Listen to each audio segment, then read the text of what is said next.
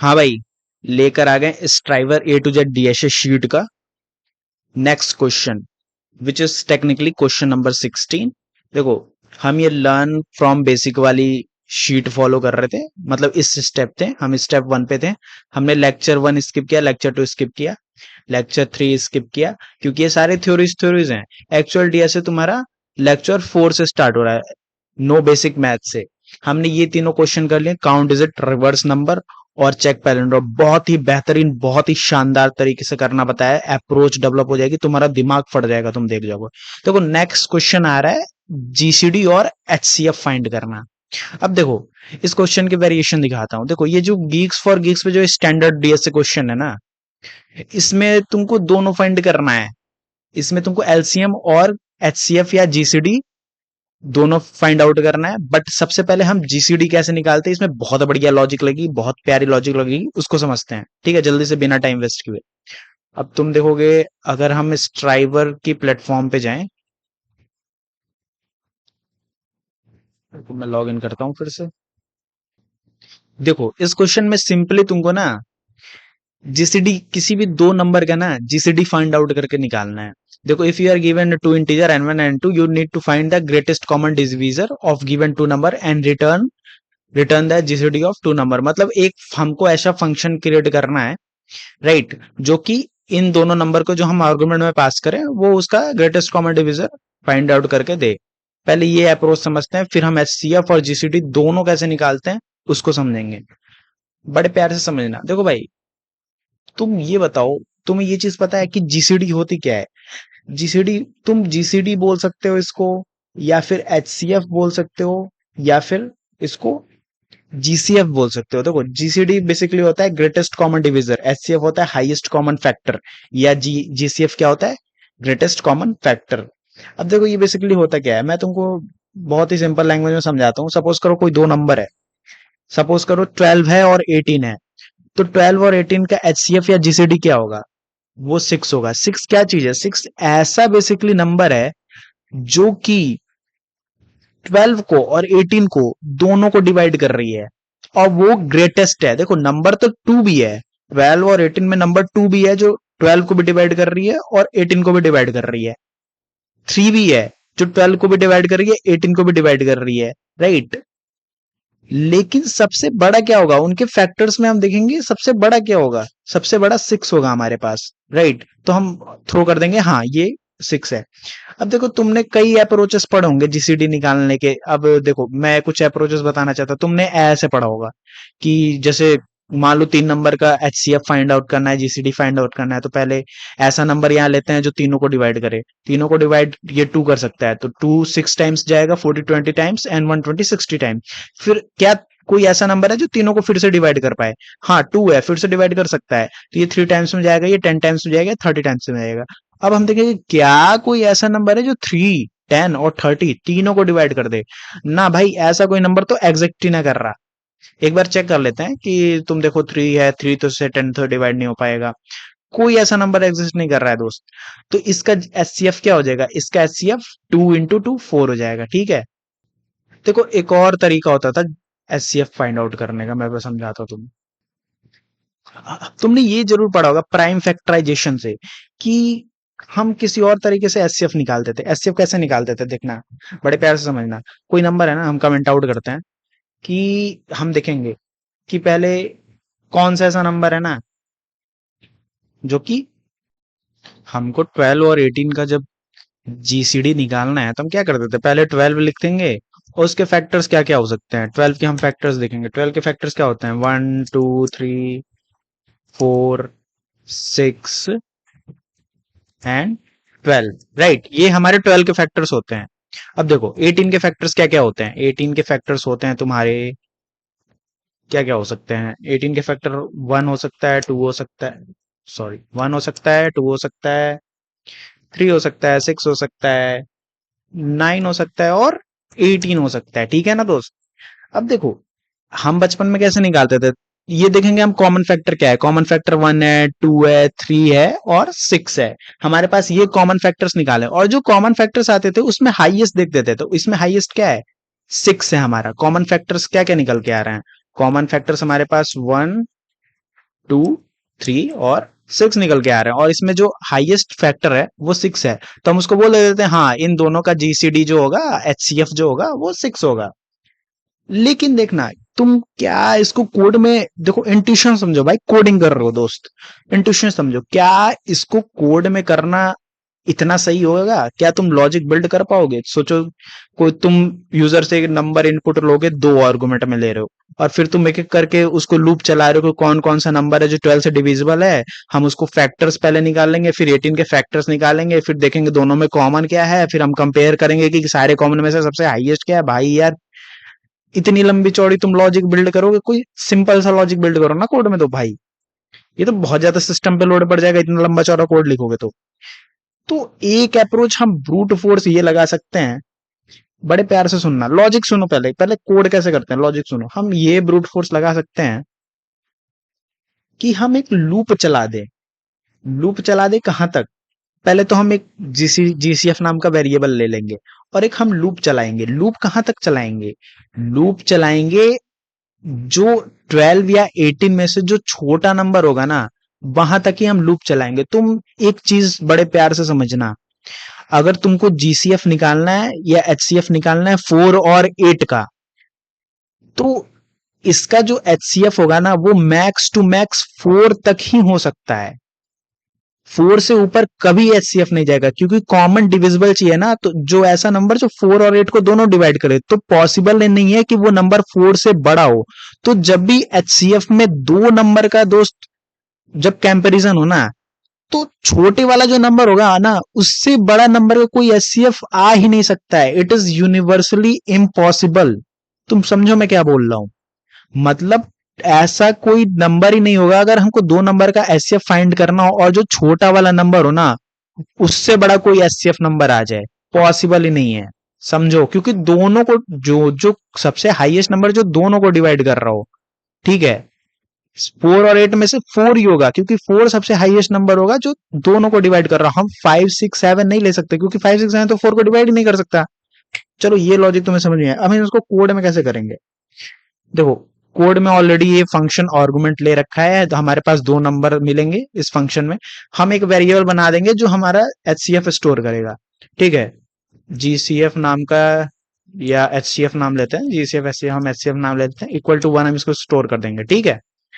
अब सपोज करेंगे हमको एक लूप चलाना है, तो हम लूप कहां तक चलाएंगे? तुमको लूप को ऑप्टिमाइज करना है। तुम ऑब्वियस है, तुम जो स्मॉलर नंबर हो ना, वहीं तक ही तुम लूप यूज करोगे। तो सबसे पहले हम लूप इंप्लीमेंट कर देते हैं।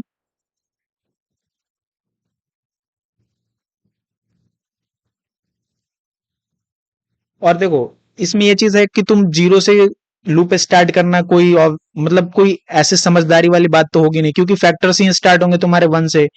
तो हम वो भी उसमें भी और ऑप्टिमाइज करेंगे, हम 1 से लूप अपना स्टार्ट करेंगे, ठीक है। और हम कहां तक जाएंगे? हमको जाना है मिनिमम जो नंबर होगा ना, एन1 और एन2 से जो मिनिमम नंबर होगा, हमको बस वहीं तक अपनी लूप चलानी है, क्योंकि मैंने समझा दिया उससे ग्रेटर नंबर कोई आ ही नहीं सकता एचसीएफ में, ठीक है। तो हम आई लेस देन कहां तक कर सकते हैं?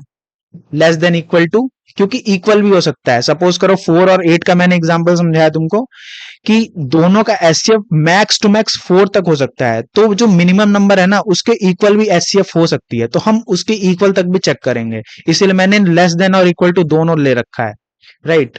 अब देखो, हम इसमें एक फंक्शन लगाते हैं, जावा का इनबिल्ट है, किसी भी दो नंबर का मिनिमम निकालने के लिए math डॉट min यूज करते हैं, तुमने ऑलरेडी पढ़ा होगा प्रोग्रामिंग लैंग्वेज में, है ना। और दोनों को कंपेयर कर लेंगे, n1 जो आर्गुमेंट में दे रखा है और n2, ठीक है। हमने दोनों को कंपेयर कर लिया, मतलब ये जो हमारा लूप है वो मिनिमम ऑफ n1 और n2 तक ही चलेगा, ठीक है। हमें पता नहीं है n1 क्या आ रहा है, n2 क्या आ रहा है, लेकिन हम वहीं तक चलाएंगे, ठीक है दोस्त। अब देखो, अब क्या करेंगे, फिर हम अपने लूप को एक एक बढ़ाते जाएंगे। ये तो हमने लूप इंप्लीमेंट कर लिया। लूप इंप्लीमेंट हमने क्यों किया है, बहुत ध्यान से समझना। हम ऑलरेडी एक वेरिएबल ऊपर बना चुके हैं, और हम देखेंगे, हम यहाँ पे क्या देखेंगे कि मान लो ये नंबर 1 से स्टार्ट हो रहा है, तो मतलब 1 चेक करेंगे, क्या 1 वो नंबर है जो 1 और 2 को ये n1 और n2 को दोनों डिवाइड करे? हाँ, 1 वो नंबर है, तो एचसीएफ में 1 अपडेट हो जाएगा, ठीक है। और फिर हम फिर देखेंगे, क्योंकि अगर कोई हम इसने हमने स्टार्टिंग में 1 इसलिए रखा है एचसीएफ में कि अगर कोई फैक्टर नहीं होता है ना, तो 1 हमेशा रहता है। तुमने ये चीज पढ़ा होगा, जब कोई नंबर ऐसा ग्रेटेस्ट नंबर कोई डिवाइड नहीं कर पाए तो 1 तो हमेशा डिवाइड करेगा। तो ऑलरेडी हम 1 स्टोर करके रखेंगे, ठीक है दोस्त। अब देखो क्या होगा इसमें, हम एक एक करके क्या करेंगे, 1 से स्टार्ट करेंगे और इन दोनों नंबर के मिनिमम तक एक एक करके दोनों नंबर को डिवाइड करके चेक करेंगे कि क्या ये एक्यूरेटली डिविजिबल हो जा रहा है। डिवाइड करके कैसे चेक करेंगे, उसको मॉडुलो ऑपरेटर लगा देंगे। मॉडुलो ऑपरेटर लगाएंगे तो वो हमको 0 रिटर्न करेगा, तो हम तो समझ जाएंगे भाई ये नंबर इजिली डिविजिबल है। तो सिंपल सा है दोस्त। हम क्या करेंगे, इसका एक कंडीशन लगा देंगे, इफ देखना n1 मॉडुलो ऑपरेटर जो आई होगा, मतलब इस टाइम करंट जो नंबर चल रहा होगा, ठीक है, क्योंकि आई बढ़ते रह रहा है ना दोस्त, इक्वल इक्वल टू 0 हो जा रहा है, मतलब इजिली डिविजिबल हो जा रहा है, ठीक है। एंड ऑपरेटर का यूज करेंगे क्योंकि हमको दोनों चेक करना है, साथ में जो नंबर दोनों नंबर को डिवाइड कर रहा हो और लगाएंगे तो एक नंबर को भी डिवाइड कर रहा हो तो वो रिजल्ट को आउट कर देगा, हाँ चलो ये तो वो गलत आ जाएगी ना, तो हम n2 भी चेक करेंगे, एंड ऑपरेटर लगा के चेक करेंगे, ठीक है। n2 मॉडुलो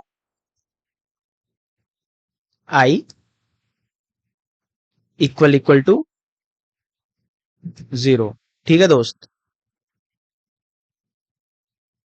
अगर ये कंडीशन ट्रू होती है, कोई ऐसा आई मिलता है कि जो n1 और n2 को दोनों डिवाइड कर रहा हो, तो हम HCF में वो नंबर अपडेट कर देंगे, ठीक है। बड़े प्यार से समझना मैं क्या बोल रहा हूँ, HCF में हम आई अपडेट कर देंगे, HCF में आई डाल देंगे।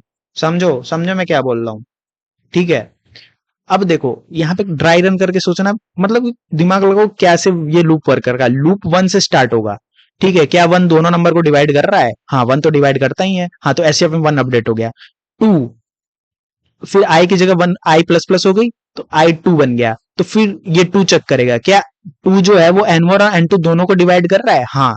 सपोज करो कोई इवन नंबर हो, मैं ये नहीं बोल रहा हूँ कि 3 और 5 के केस में तो 2 डिवाइड नहीं करेगा, ऑब्वियस है, लेकिन सपोज करो इवन नंबर हो तो 2 चेक करेगा, हाँ 2 तो डिविजिबल है, तो एचसीएफ में 2 अपडेट हो जाएगा, ठीक है। ऐसे करते करते 3, 4, 5, 6, और इसके केस में जब 6, जैसे 6 अपडेट हुआ ना, वैसे 6 देखेगा कि क्या 6 12 और 18 से डिविजिबल है, हाँ 6 2 12, 6 3 18 ये डिविजिबल है, तो एचसीएफ में 6 अपडेट हो गया।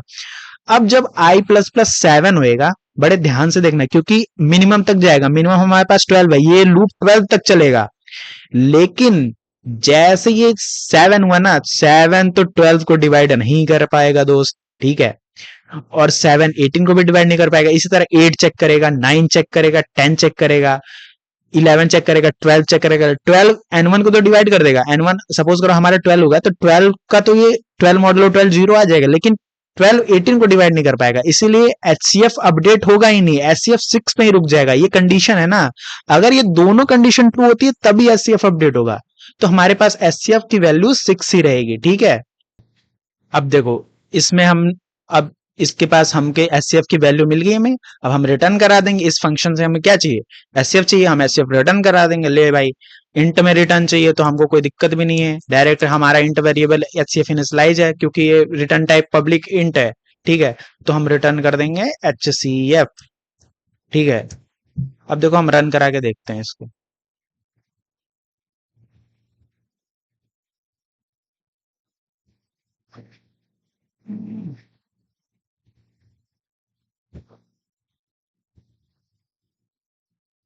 सारे टेस्ट के सबसे अब वो हो गए, एक्सेप्ट हो गए, ठीक है। सबमिट कहाँ से करते हैं भाई इसमें, अच्छा अपग्रेड टू सबमिट, हाँ चलो हमें प्लान लेना पड़ेगा।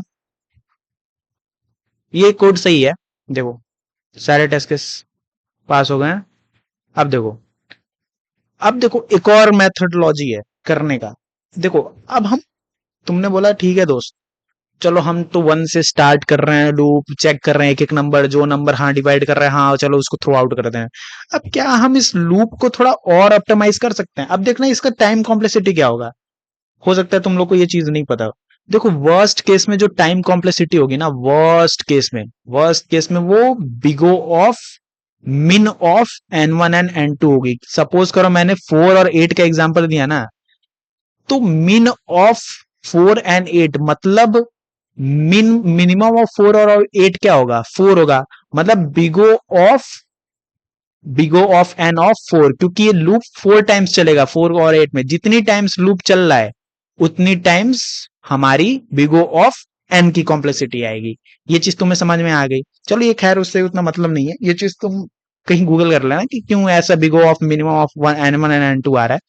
खैर अगर तुम थोड़ा बहुत भी प्रोग्रामिंग लॉजिक जानते होगे तो मैं जो बता रहा हूँ वो तुमने पकड़ ली होगी कि जितने टाइम लूप्स चलता है उतने टाइम ये चीजें होती है। Big of n times loop चला तो बिग ऑफ एन होता है, n minus one time loop चला तो big of n minus one होगा। ये मिनिमम ऑफ एन वन और एन टू टाइम चला है, मतलब दोनों में से जो मिनिमम, ये वर्स्ट केस की बात कर रहा हूँ, क्योंकि हम एज एग्जैक्ट थोड़ी बता सकते हैं, हम बेस्ट केस और वर्स्ट केस ही ना एज्यूम कर सकते हैं मेरे भाई। अब देखो हम इस कोड को और ऑप्टिमाइज कैसे कर सकते हैं। हम इस कोड को ऑप्टिमाइज करेंगे कि बोला ठीक है दोस्त, तुम वन से स्टार्ट कर रहे हो, क्यों ना हम पीछे से स्टार्ट करें मेरे भाई। जैसे हमने वन से स्टार्ट करते करते 12 तक चेक करा, minimum of N one n two हमारा 12 है, हमने 12 तक चेक करा, क्यों ना हम पीछे से ही स्टार्ट करते, क्या पता हमको कम लूप करनी पड़ती, कम लूप लगानी पड़ती। समझो मैं क्या बोल रहा हूं? अगर हम 12 से स्टार्ट करते तो 12 चेक करता, फिर 11 चेक करता, फिर 10 चेक करता। सपोज, समझ रहे हो ना, है ना? हालांकि ऑलमोस्ट ऑलमोस्ट उतनी तुम्हारे जो ट्रैवर्स होंगी, लूप जो होंगी उतनी ही होंगी, बट एक वे और है कि हम इसको आई से हम सबसे जो मिनिमम नंबर है ना पहले उसी से इनिशियलाइज कर देंगे। Min of N one comma n two. देखो आई को सबसे मिनिमम नंबर से पहले इनिशियलाइज कर दिया। अब हम क्या करेंगे, एक कंडीशन डाल देंगे कि ये लूप कब तक चलना चाहिए। लूप तक तक चलना चाहिए जब तक आई वन के इक्वल ना हो जाए, greater than equal to one की कंडीशन डाल देंगे, ठीक है। आई आई जब जब वन से बड़ा रहेगा या वन के इक्वल तक आ जाएगा तब तक ये लूप चलनी चाहिए। और ये आई माइनस माइनस हर लूप के साथ, क्योंकि हम पीछे से स्टार्ट कर रहे हैं ना, 12 तो माइनस करेंगे, 12 फिर 13 हो जाएगा ना लूप अपडेट हो गए, तो हमको 11 करना है ना, तो आई माइनस माइनस करेंगे। समझा इसका लॉजिक? बाकी चीजें यही रहेंगी, ऑलमोस्ट ऑलमोस्ट सारी चीजें यही रहेंगी, ठीक है। वही चीज करेंगे, फिर अपडेट करेंगे। चलो इसे रन कराओ, एक सेकेंड।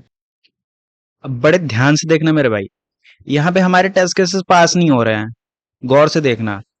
इस यहां से हमारी लॉजिक बिल्डिंग बेसिकली स्टार्ट होगी।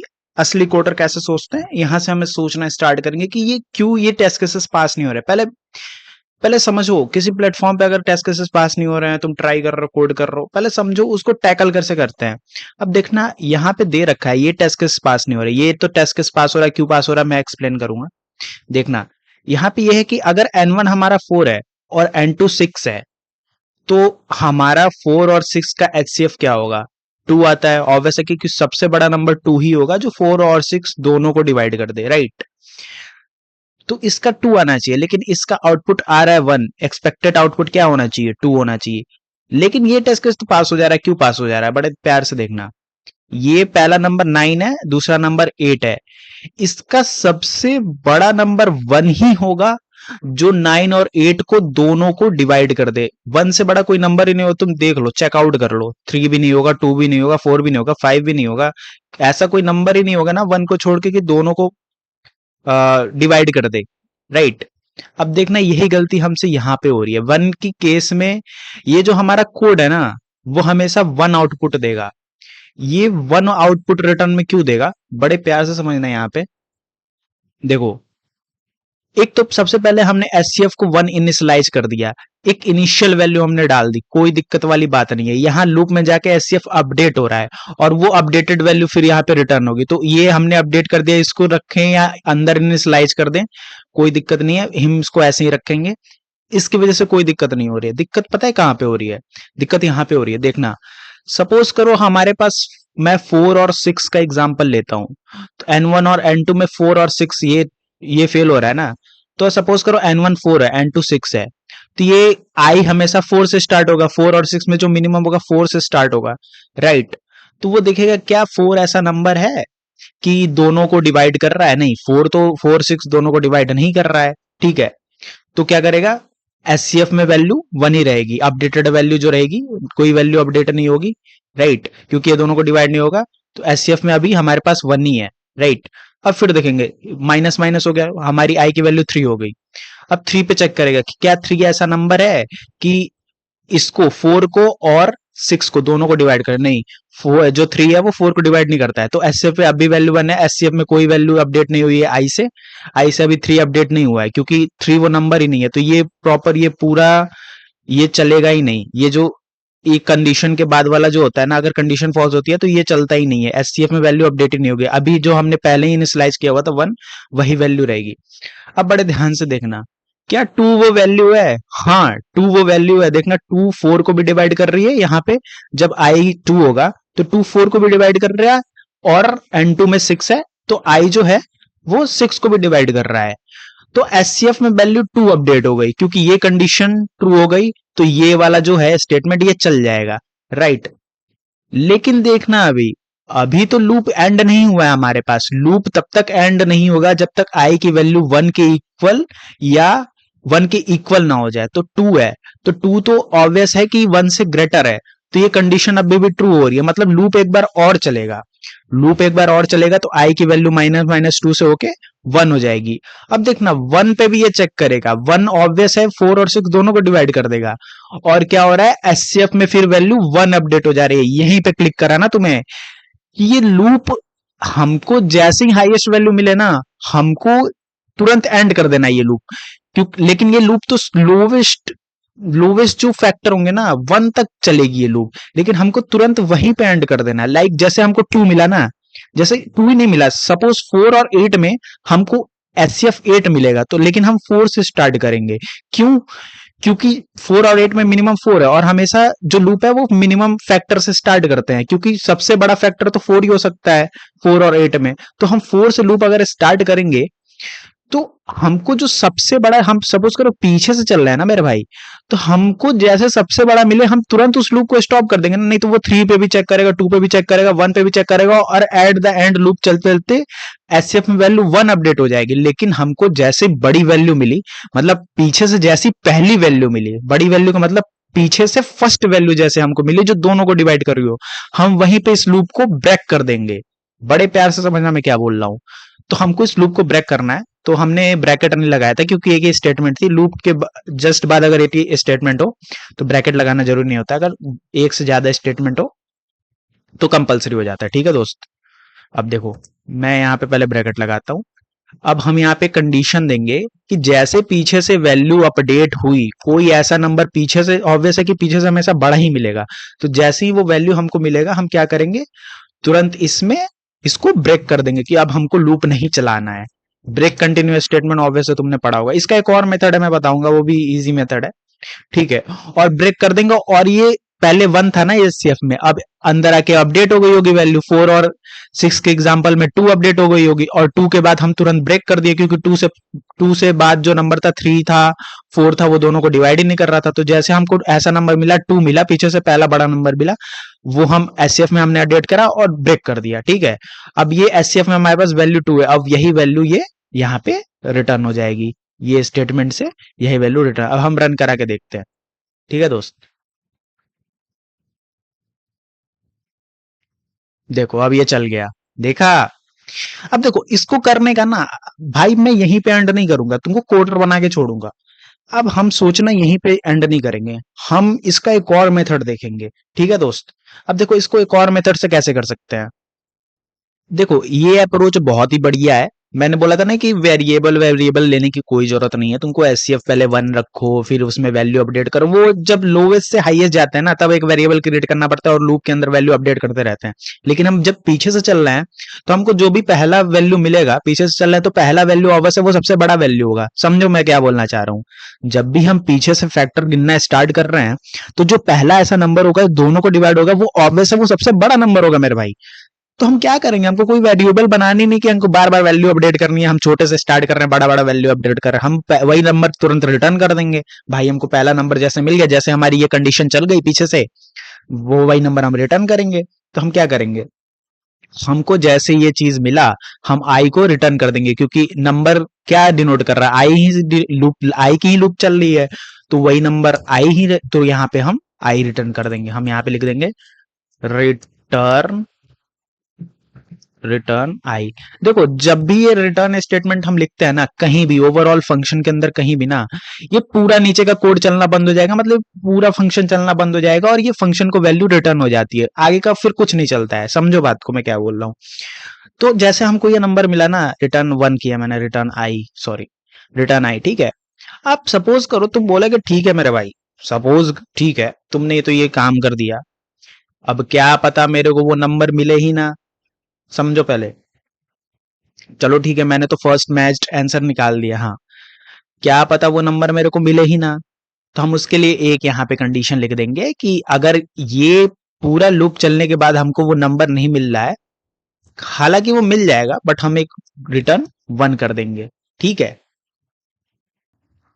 लेकिन एक बात पे तो तुमने ध्यान ही नहीं, देखो देखो बेसिकली मैं बता रहा हूँ मोटा मोटा क्या बताना चाह रहा हूँ। देखो जावा कंपाइलर है ना, मतलब मैं लैंग्वेज जावा में कर रहा हूँ, तो ये नहीं देखता है कि ये लूप कंडीशन क्या कर रही है, क्या कर रही है।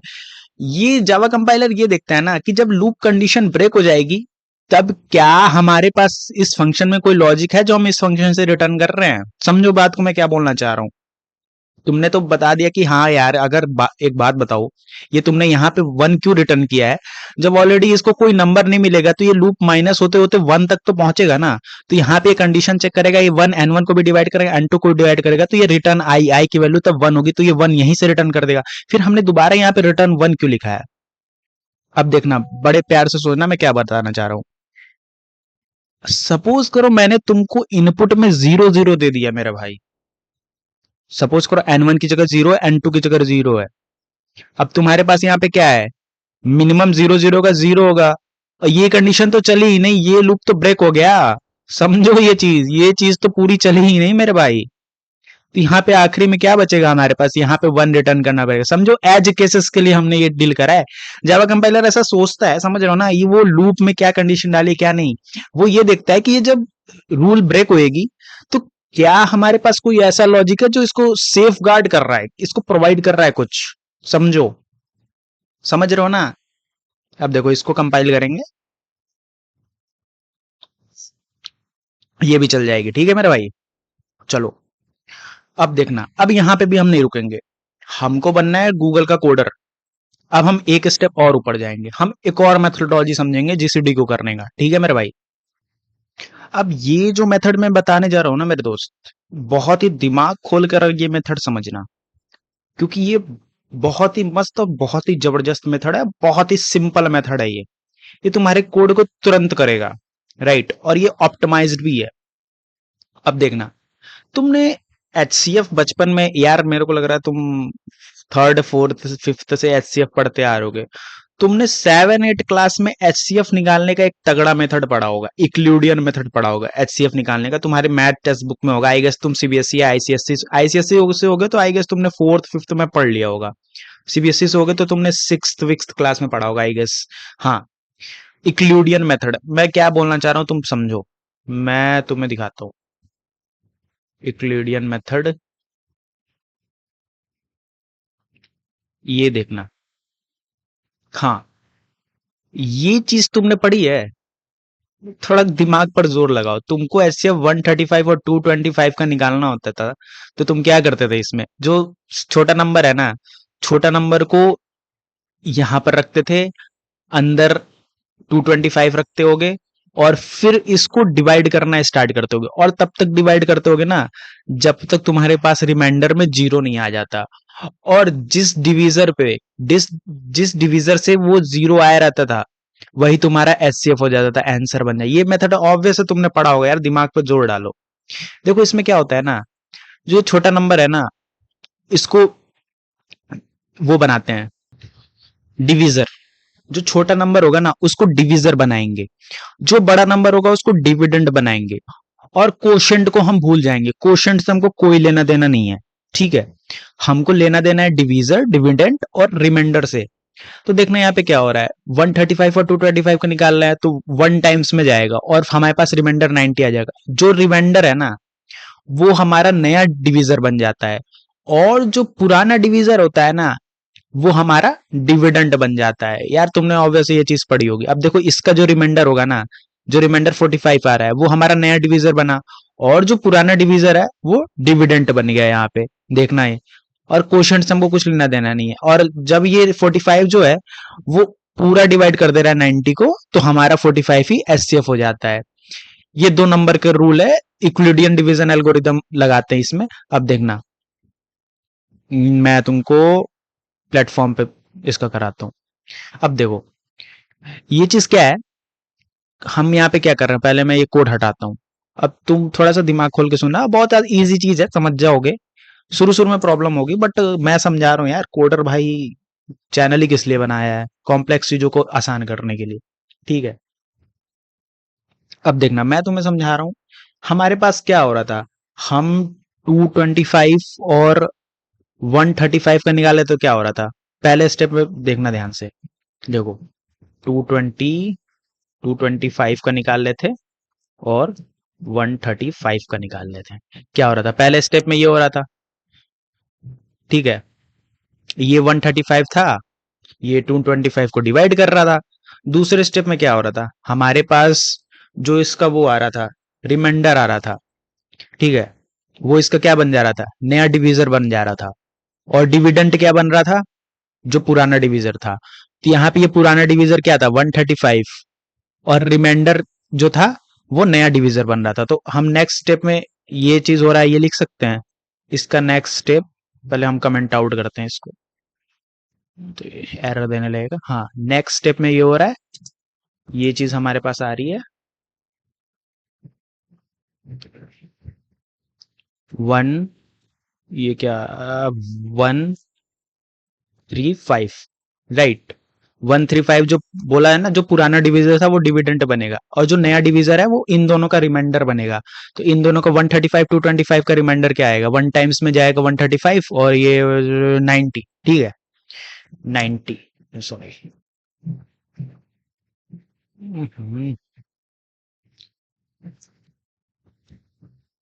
ये हाँ, यहाँ पे हमने 90 लिख दिया। अब थर्ड स्टेप में क्या होगा मेरे भाई, थर्ड स्टेप में होगा कि अब ये जो पुराना वाला डिवीजर है वो डिविडेंट बनेगा। बताया था ना, जो पुराना डिवीजर है यही हो रहा था, उस फिगर में भी यही हो रहा था। देखो तुम समझा लिया होगा, वीडियो तुम बैक करके एक बार फिर से देख लेना। और इसका नया डिवीजर क्या बनना था, दोनों को रिमाइंडर 90 और 135 का रिमाइंडर 90 वन जा 90 और 45 100, तो 45 रिमाइंडर आ रहा है, ये नया डिवीजर बन रहा था। अब देखो इस केस में क्या हो रहा है, जो ये पुराना नंबर है ना, ये पुराना नंबर क्या बनेगा, सॉरी, ये जो हमारा डिवीजर है, डिवीजर अब नया डिविडेंट बनेगा, ठीक है। नया डिविडेंट हमारे पास 45 आ गया, ठीक है। और देखना अब हमारे पास डिवीजर क्या बनेगा, यहाँ पे डिवीजर तो 0 आ रहा है, ये इक्वली डिवाइड कर रहा है 45 टू जा 90। तो हम यही कंडीशन पे आके, जैसे ये कंडीशन हमको हिट होगी, जैसे एक पर्टिकुलर नंबर और सेकंड 0 मिलता है, इट मींस जब जब भी हमको डिविडेंट एक पर्टिकुलर इंटीजर और डिवीजर 0 मिलता है, ये कंडीशन हिट करके हम यहीं पे 45 रिटर्न कर देंगे, क्योंकि 45 वहां पे हम आंसर आ रहा था। तो हम तुरंत ये कंडीशन पे जब पहुंचेंगे, अभी मैं लॉजिक बिल्ड करा रहा हूँ, मैं कोड नहीं समझा रहा हूँ। तो इस कंडीशन में हम क्या करेंगे, 45 तुरंत रिटर्न कर देंगे। मैं लॉजिक समझा दिया, ये कोड कैसे वर्क करेगी। अब देखना, अब मैं कोडिंग पार्ट पे ले जाऊंगा। तुमने ये चीज पैटर्न रिकॉग्नाइज मैंने क्या चीज कराया है कि तुमको थोड़ा थोड़ा समझो भाई, लॉजिक बिल्ड करो दोस्त। तुम दिमाग में ये सोचो ना भाई, हम तब तक एक लूप चला देंगे। लूप कब तक चलाएंगे, लूप की कंडीशन क्या है, हमारे पास जब तक ये बी, ए और बी, सपोज करो हम n1 और n2 दे रहे हैं यहाँ पे, तो जब तक n2 की वैल्यू, जो सेकंड वाला नंबर है, इसकी वैल्यू जब तक 0 नहीं हो जा रही तब तक हमारा लूप चल रहा है, ठीक है मेरे भाई। तो हम ये कंडीशन ये दे सकते हैं, ये इक्लूडियन डिवीजन मेथड है, वाइल जो हमारा n2 है, n2 is not equal to 0। समझ रहे होगे, होप सो समझ में आ रही होगी तुम्हें चीजें। तब तक ये कंडीशन चलनी है। अब देखना इसमें हम कर क्या रहे हैं, इसमें हम सबसे पहले तो एक क्या करेंगे, एक टेम्प वेरिएबल बनाएंगे। ठीक है, अब वो टेम्प वेरिएबल क्यों बनाएंगे अभी तुमको समझ में आ जाएगा। पहले मैं बस टेम्प वेरिएबल बना दे रहा हूँ। ठीक है, मैं टेम्प वेरिएबल दे रहा हूँ। अभी इसको इक्वल टू किससे इक्वल करेंगे मैं वो अभी नहीं बताऊंगा, तुम्हारा दिमाग खुलवाना है मेरे भाई। अब हम यहाँ पे क्या कर रहे हैं, हम हर एक स्टेप में v की वैल्यू, b जो है ये a हो गया, ये n1 हो गया और n2 हो गया, सॉरी a भी बोल रहा हूँ, और n2 की वैल्यू को हम अपडेट कर रहे हैं। अपडेट किससे कर रहे हैं, इन दोनों का जो रिमाइंडर आ रहा है, ये हम n2 की वैल्यू किससे अपडेट कर रहे हैं, 135 और 225 का रिमाइंडर 90 आ रहा था, तो मतलब n2 की वैल्यू को हम इन दोनों के रिमाइंडर से अपडेट कर रहे हैं। तो हम क्या लिखेंगे, n2 is equal to n1 modulo n2। ये चीज होप से तुम्हें समझ में आ रही होगी। ठीक है, अब बड़े प्यार से देखना। चलो ठीक है, तुमने b की वैल्यू को अपडेट कर दी मेरे भाई, ठीक है तुमने b अपडेट किया, हम लेकिन a की वैल्यू भी तो, n1 की वैल्यू भी तो अपडेट हो रही है, और n1 की वैल्यू किससे अपडेट हो रही है, n1 की वैल्यू पिछले वाला जो n2 था, मतलब लास्ट वाला जो n2 था वो n1 बन जा रहा है, लेकिन तुमने तो यहाँ अभी n2 चेंज कर दिया, तो हमारे पास तो n2 में ये वैल्यू अब आ गई, हमको क्या पता पिछले बार में n2 की वैल्यू क्या हुई। तो इसीलिए सबसे पहले हम टेम्प वेरिएबल इसीलिए बनाते हैं कि n2 की वैल्यू को हम पहले ही स्टोर कर लें। n2 की वैल्यू से कोई छेड़छाड़ी नहीं करनी है, क्योंकि हमको अभी अपडेट करना है उसको n1 में, और फिर बाद में फिर n2 की वैल्यू को अपडेट करेंगे। और हमारे पास जब n2 की वैल्यू प्रिजर्व हो जाएगी तो फिर उसी वेरिएबल का यूज करके, क्योंकि n2 टेम्प में पड़ा हुआ है, तो हम टेम्प का यूज करके फिर n1 अपडेट कर देंगे। भाई समझो, मतलब दिमाग लगाओ थोड़ा, नहीं समझ में आया एक और बार सुनो मैं क्या बोल रहा हूँ। कोडर भाई चैनल है, समझा। फिर हम n1 में क्या करेंगे, टेम्प वेरिएबल अपडेट कर देंगे। ठीक है, ठीक है दोस्त।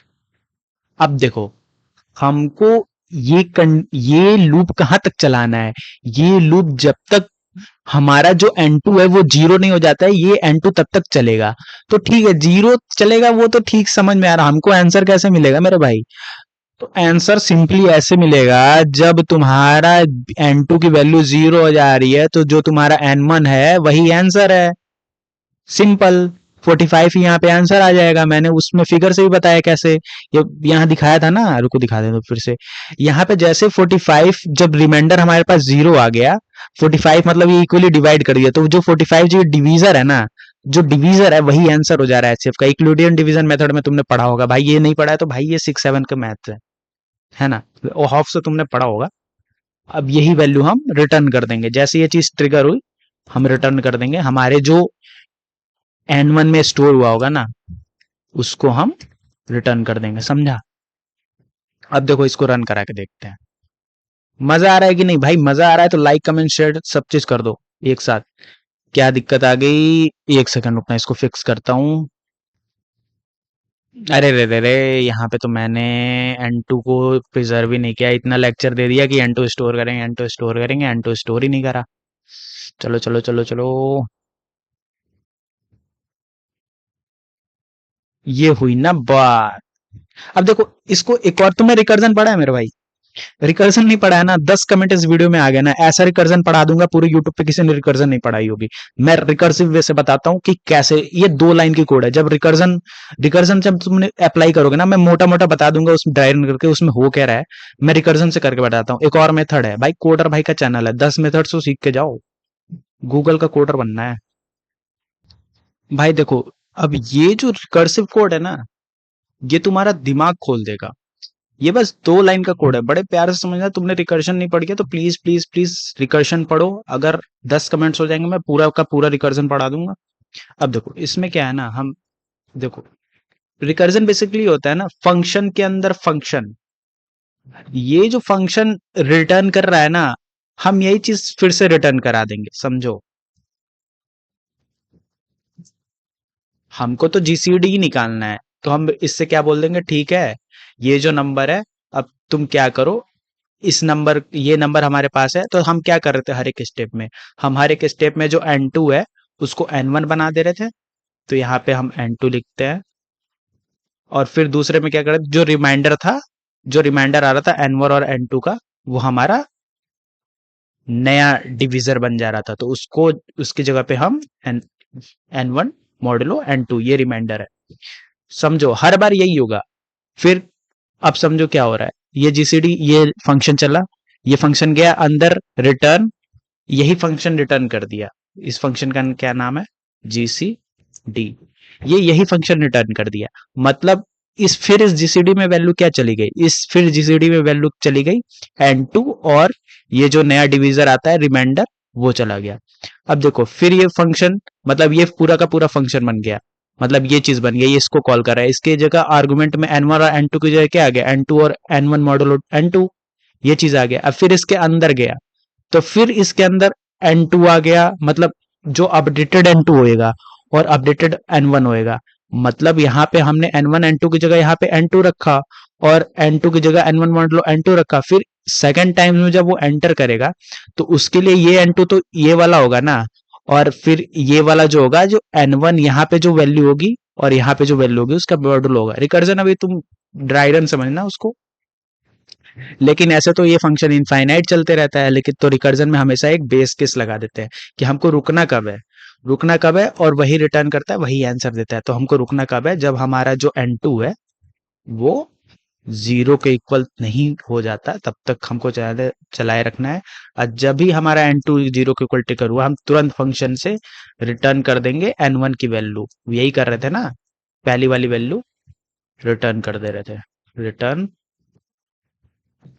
N1। अब देखो ये भी चल जाएगा।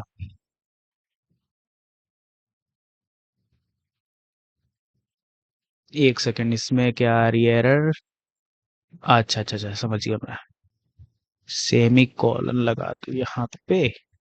अब करते हैं, ये देखो हो गया ना। अब देखो तुमको ये कंफ्यूजन आ सकती है कि अगर 3 नंबर होंगे तो हम कैसे निकालेंगे, ये तो है आपने ये इक्विलिडियन डिवीजन मेथड जो बताया वो 2 नंबर के लिए बताया, तो 3 मेथड के लिए तुम, अगर तुम्हें कंफ्यूजन हो रही है, मतलब ये तो खैर 2 ही नंबर का भी सीखो, हम जब एडवांस पे जाएंगे तो 3 नंबर का निकालना भी सीखेंगे, ठीक है मेरे भाई। चलो अब तक लोगे भाई, टाटा, थैंक यू।